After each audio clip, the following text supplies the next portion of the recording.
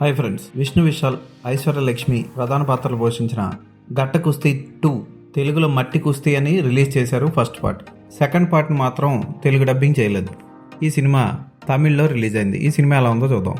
First పార్ట్లో తన భార్య రెగ్యులర్ అని తెలియక పెళ్లి చేసుకొని ఆ తర్వాత నిజం తెలుసుకున్న హీరో ఆమెను ప్రోత్సహిస్తాడు. అయితే ఈ పార్ట్లో ఆమె గవర్నమెంట్ జాబ్ చేసుకుంటూ పోటీలకు వెళ్తూ ఉంటుంది. వాళ్ళకు పాప కూడా ఉంటుంది. ఆ పాప స్కూల్కి వెళ్తూ ఉంటుంది. ఆవిడ కోచ్ ఎలాగైనా సరే కుట్ర పన్ని కీర్తిని ఓడించాలని చూస్తాడు. అందులో సక్సెస్ అవుతాడు. అయితే దానికి కీర్తి భర్త అంటే మన హీరోను ఉపయోగించుకుంటాడు. అది ఎలా జరిగింది, ఆ తర్వాత ఇద్దరు గొడవ పడి విడిపోయే వరకు వస్తారు. మధ్యలో పాప ఉంటుంది. ఆ తర్వాత ఏం జరిగింది అన్నది సినిమా చూసి తెలుసుకోవాలి. దర్శకుడు ఫస్ట్ హాఫ్ని అనవసర సన్నివేశాలతో సాగదీత్తో కీ అండ్ కా సినిమాలో హీరో హీరోయిన్లు ఎలా గడుపుతారో ఆ టైప్లో ఇంచుమించు అలాంటి సీన్లనే పెట్టి సినిమాని నడిపించేశాడు. హీరోయిన్ జాబ్కి వెళ్తూ ఉంటుంది, పోటీలకు వెళ్తూ ఉంటుంది. హీరో హీరోయిన్ కోసం వంటలు వండి ఆఫీస్కి తీసుకెళ్ళడం ఇవన్నీ జరుగుతూ ఉంటాయి. ఫస్ట్ పార్ట్లో హీరో ఫ్యామిలీ అంతా కలిసి హీరోని పెళ్ళికి ఎలా ప్రోత్సహించారన్నది చాలా బాగుంటుంది. ఆ ఫ్యామిలీ మెంబర్స్ సెకండ్ పార్ట్లో వచ్చి మళ్ళీ సెకండ్ హాఫ్ని కొంచెం చూడదగ్గ సినిమాగా మార్చారు. సెకండ్ హాఫ్ బాగుంటుంది ఫస్ట్ హాఫ్ కంటే.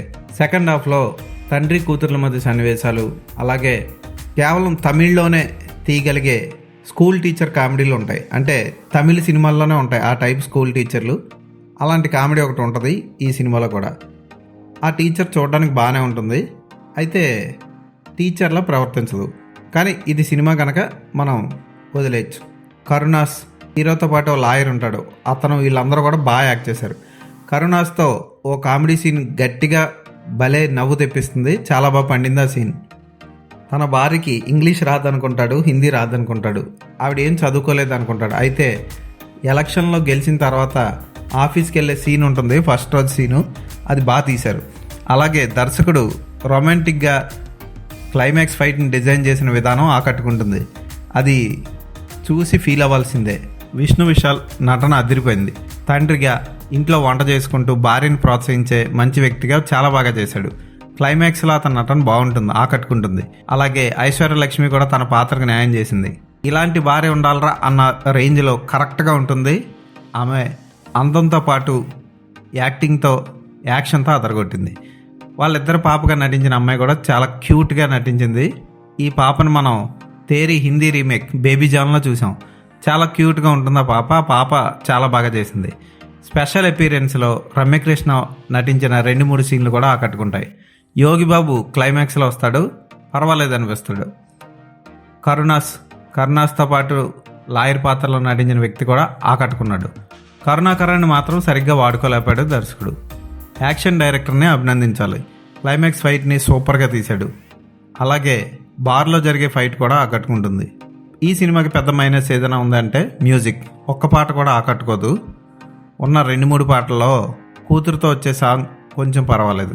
ఫోటోగ్రఫీ బాగుంటుంది, ఆర్ట్ డైరెక్షన్ బాగుంటుంది, కాస్ట్యూమ్ డిజైనింగ్ కూడా చాలా బాగుంది. ముఖ్యంగా ఐశ్వర్య లక్ష్మికి వేసిన డ్రెస్సులు అదిరిపోతాయి.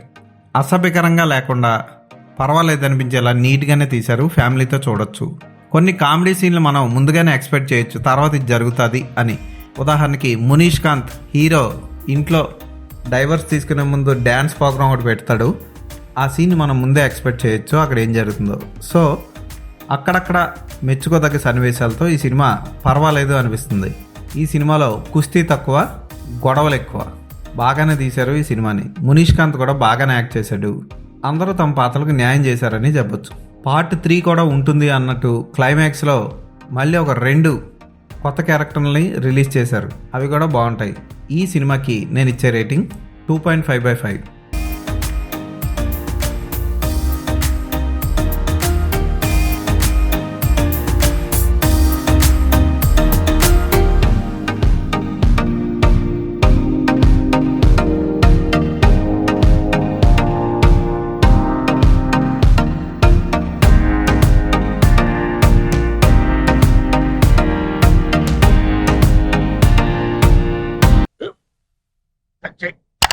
మన స్కూల్ బెంచ్ లాగా ఎంత గట్టిగా ఉందోరా. కొట్రా, కొట్టు, పర్లేదు, కొట్టు. అబ్బా చైన్ పెట్టేసింది బాబాయ్. ఏంటి నువ్వు కొడతావా? కమా బిట్ మీ. వద్దు బాబాయ్, వాడిని నేను కొట్టడం లేదమ్మా, వాడినే నన్ను కొట్టమంటున్నాను. ఆ, నువ్వేం కంగారు పడక్కర్లేదు. అడుగుతావేంటి?